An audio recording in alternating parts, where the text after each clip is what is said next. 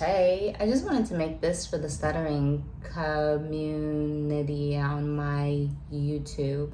I know that I haven't made one for you guys. What everyone else on this channel might not know is that this actually started as a channel talking about stuttering. And so all of the day one ones, like day one, 2014 day ones, are all mostly people who stutter who watched my videos and life.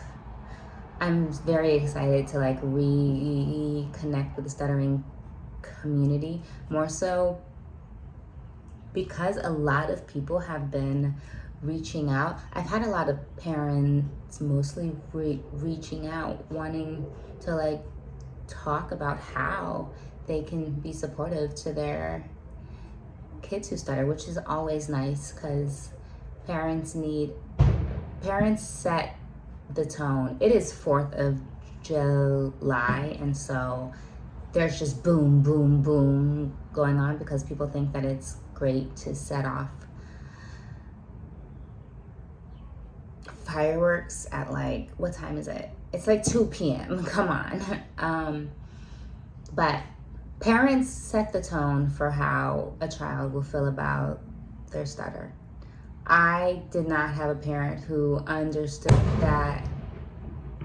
I did not have a parent who understood that concept, and because of that, I am still deconditioning so many negative thoughts about my own speech. And so I love that parents are reaching out, asking how they can approach their child's stutter in a way that won't be harmful to them in the future. So that is important. Outside of that, life as an adult with a stutter is interesting. Job interviews are interesting, and all of this other stuff is interesting. I think I knew from the time I was 19, 20, I was sort of I knew that getting a job in the workforce was probably not gonna bode well for me because how intense my stutter was, and my stutter exacerbated in situations where I was talking to people who had power over me, and situations where I was having to prove myself. And so, which is connected to so much trauma, which I think we can end up talking about at some point too.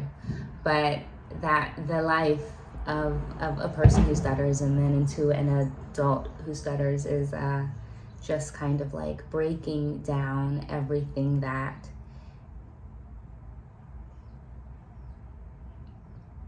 played a role in exacerbating it. And for me, there's so much more connected to my stutter than just the fact that I stutter, and I'm realizing that as an adult.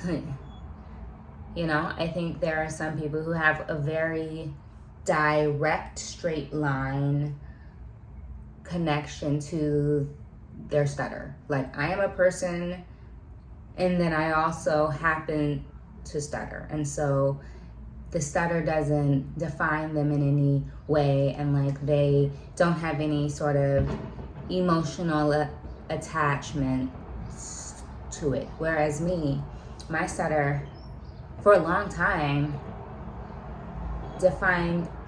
felt like it defined who I was, defined what I could do in the future, defined how people saw me, defined what people thought that I could do.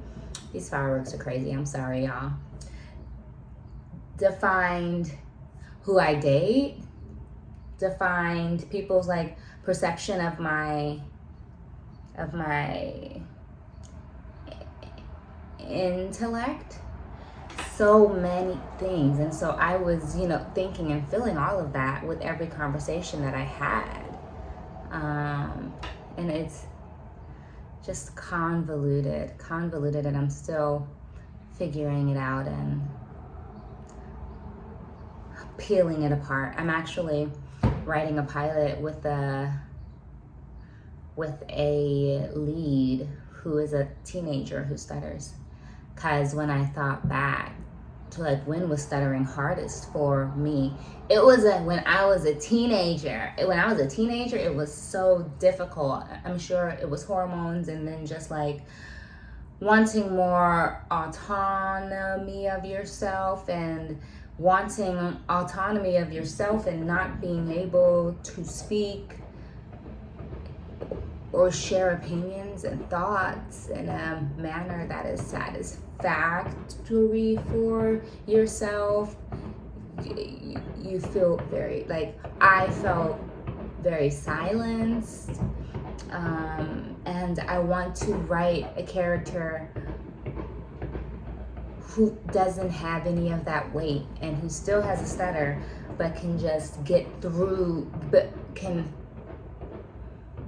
she's not carrying the same trauma that I carry, and because of that, she can problem solve and work through her speech in an entertaining way that is also I